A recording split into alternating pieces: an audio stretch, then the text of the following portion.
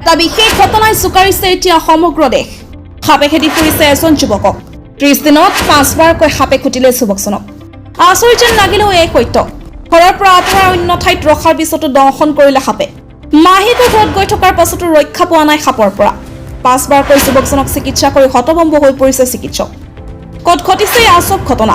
সবিশেষ জানিবলৈ চাওক আমাৰ এই বিশেষ প্ৰতিবেদন। উত্তৰ প্ৰদেশৰ ফতেহপুৰ জিলাৰ পৰা পোহৰলৈ আহিছে এক অদ্ভুত ঘটনা। য'ত এমাহৰ ভিতৰতে এজন যুৱকক সাপে 5বাৰকৈ খুটিলে, কিন্তু প্ৰতিবাৰে চিকিৎসাৰ পিছত যুৱকজন সুস্থ হৈ উঠিছিল। যুৱকজনক চিকিৎসা কৰা চিকিৎসকসকলো আচৰিত হৈছে যে সাপে খুটাৰ পিছত তেওঁ বাৰে বাৰে কেনেকৈ সুস্থ হৈ উঠিছে। সাপৰ ভয়ত যুৱকজনে ঘৰ এৰি মাহীয়েকৰ ঘৰত থাকিবলৈ আৰম্ভ কৰে, কিন্তু সাপে তেওঁক তাতো এৰি দিয়া নাই। মাহীয়েকৰ ঘৰতো সাপে দংশন কৰিলে যুৱকজনক।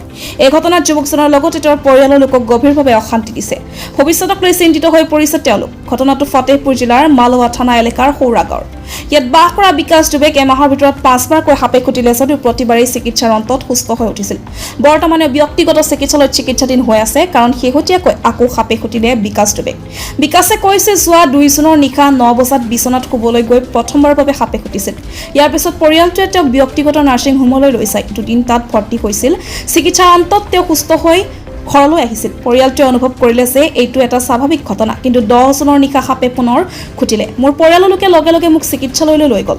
সৌভাগ্যৰ কথা যে এইবাৰো মই চিকিৎসাৰ পিছত আৰোগ্য লাভ কৰিলোঁ। অৱশ্যে সাপলৈ ভয় খাই সাৱধানতা অৱলম্বন কৰিবলৈ ধৰিলোঁ, কিন্তু 7 দিনৰ পিছত সাপটোৱে আকৌ এবাৰ ঘৰত খুটিলে, যাৰ বাবে অৱস্থা বেয়া হ'বলৈ ধৰিলে আৰু পৰিয়ালৰ লোকে ভয় খালে। তাৰ পিছত একেখন হস্পিটেলত চিকিৎসা কৰি আৰোগ্য লাভ কৰিলোঁ।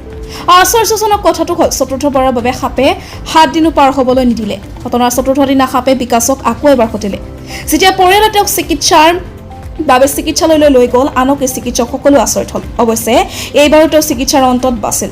এনে অৱস্থাত আত্মীয় স্বজন আৰু ডাক্তৰে উপদেশ দিলে যে বিকাশক কিছুদিনৰ বাবে আন ঠাইলৈ পঠিয়াব লাগে। সেই পৰামৰ্শ অনুসৰণ কৰি বিকাশ মাহীয়েকৰ ঘৰত থাকিবলৈ গ'ল, কিন্তু যোৱা শুকুৰবাৰে নিশা প্ৰায় 12 বজাত তেওঁক পুনৰ মাহীয়েকৰ ঘৰত সাপে খুটিলে। ইয়াৰ পিছত পৰিয়ালে তেওঁক পুনৰ একেখন চিকিৎসালয়তে ভৰ্তি কৰে, য'ত বিকাশ বৰ্তমান চিকিৎসাধীন হৈ আছে। এই ঘটনাক লৈ মানুহে বেলেগ বেলেগ কথা কৈছে, আনকি চিকিৎসকসকলো আচৰিত হৈ পৰিছে। ভৱিষ্যতে কিবা অশুভ ঘটনা ঘটিব পাৰে বুলি আতংকিত হৈ পৰিছে পৰিয়ালৰ লোকে।